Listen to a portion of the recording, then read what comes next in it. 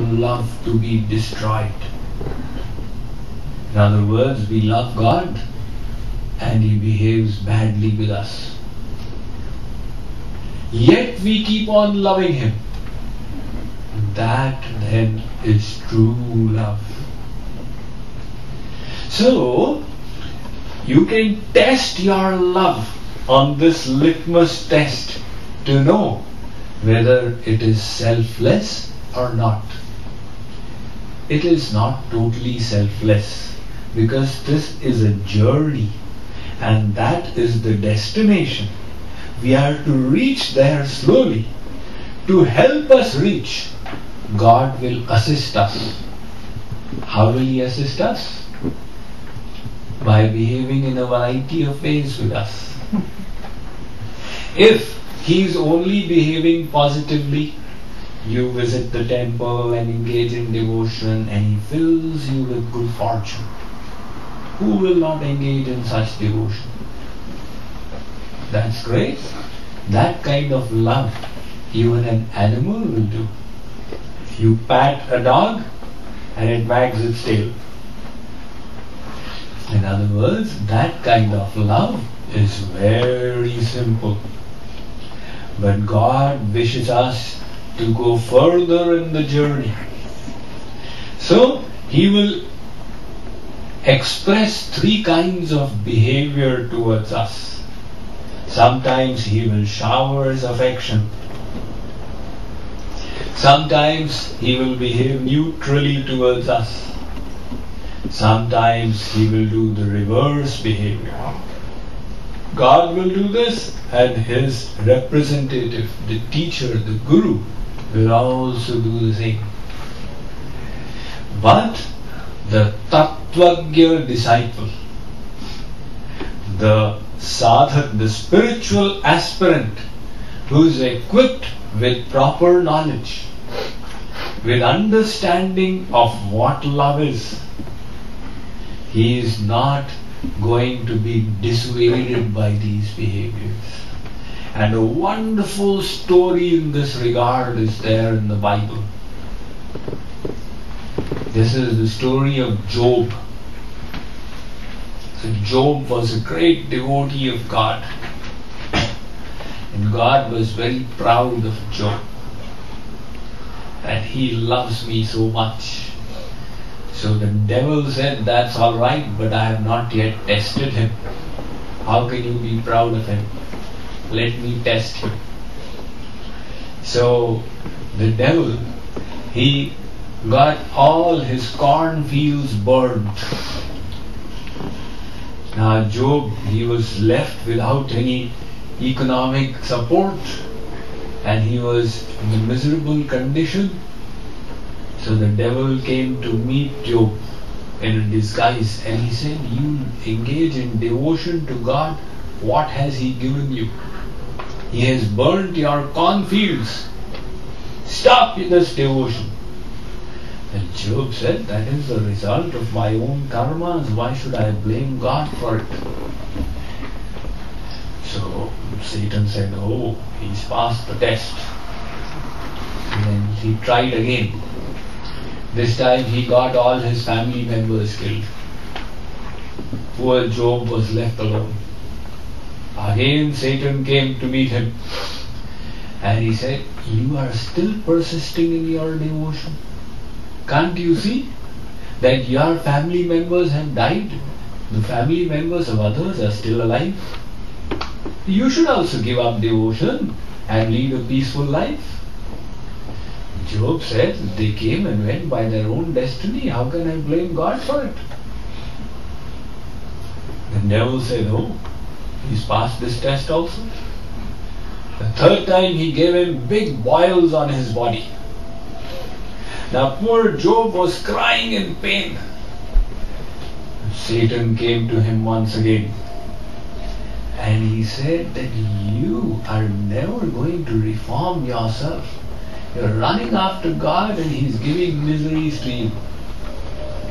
And Job said, no, God is testing my love, my devotion to see whether I am selfless or not. I am determined to pass this test.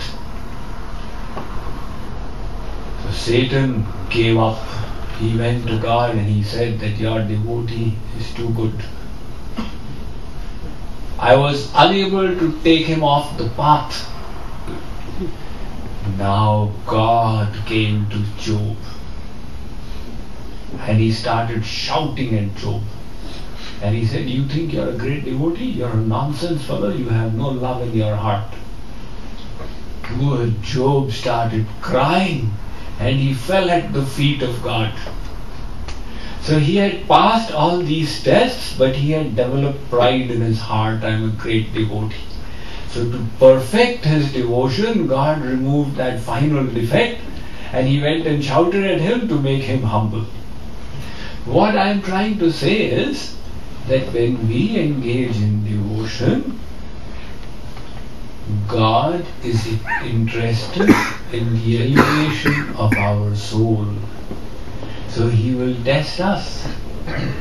But if we are keeping that ideal of pure love, devotion to Him, we will keep passing these tests and moving forward.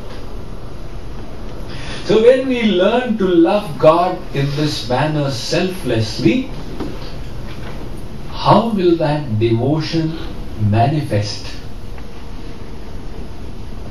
What will be the manifestation of that love?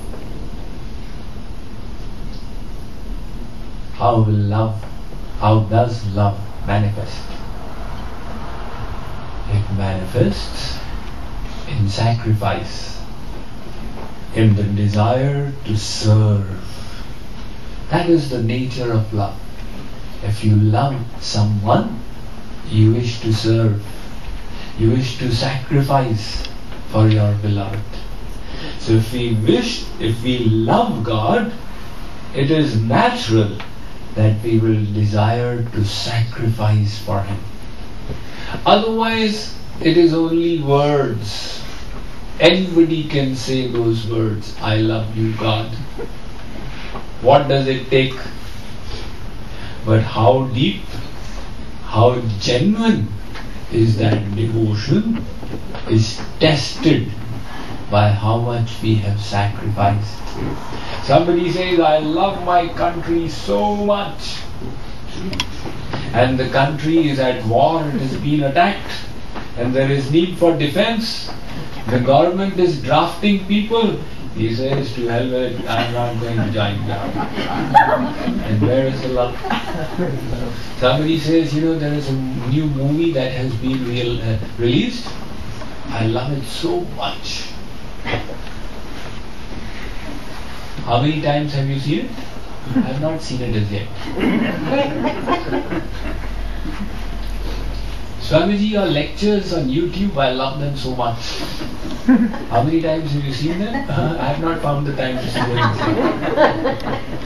So love has to be expressed by samarpan, by dedication, by dedicating our time, by dedicating our bodily energy, by dedicating our mental and intellectual faculties. This is a natural manifestation of that love. The extent to which you dedicate your mind-body wealth, that reveals the extent of your love. Like, for example, whatever wealth you possess, you would be willing to spend 100% on yourself when you need it, because you love yourself 100%. So it is all offered to you. But for the sake of the wife, only 90% is available, because she is not as dear as the self. So any man would keep 10% for her. Okay, I'll go this much, but not all the way.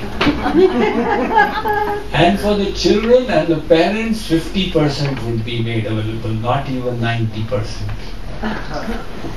And for the friend, depending upon the depth of the friendship, 25%, 10%. For the relatives, well, the lower, smaller the love, the lesser the percentage. And for God, on what scale do we put God? Well, that Aarti plate in the temple, people they carry that khoti chavanni, that when the Aarti plate comes, I'll put this inside. It's no use in any case, let me offer it to God. All the rotten fruits and all, they are all offered to God. Because human beings cannot eat them, so let Him have it. In other words, our love for God is revealed by these sacrifices. And if these sacrifices are to that tiny extent, it indicates that love for God is not deep within us. So we have to enhance our samarpan, our sacrifice, our desire to serve Him with our mind, our body, our material possessions. When we start serving Him in this way, when we start deeply thinking that He is mine, then what will happen as a result of this? Our longing to meet Him will keep on increasing. This is the symptom, the longing to meet Him. God has given us all 5 senses, and we seek the objects of these 5 senses. Wherever the mind is attached, those objects become dear to the person. If somebody's mind is attached to the rasgulla, the mind has got attached to rasgulla, then his senses hanker for the rasgulla. The moment it comes in front, his saliva, he starts salivating. If the mind is attached to the child, then the senses hanker to hear the broken words, the totally bhasha of the child. People say, Swamiji, I don't have any other attachment. But my grandson, when I hear his broken words, I get Vaikunt. That means your mind has got attached to your grandson. So the senses are hankering for those objects. And if the mind has got attached to God, what will happen?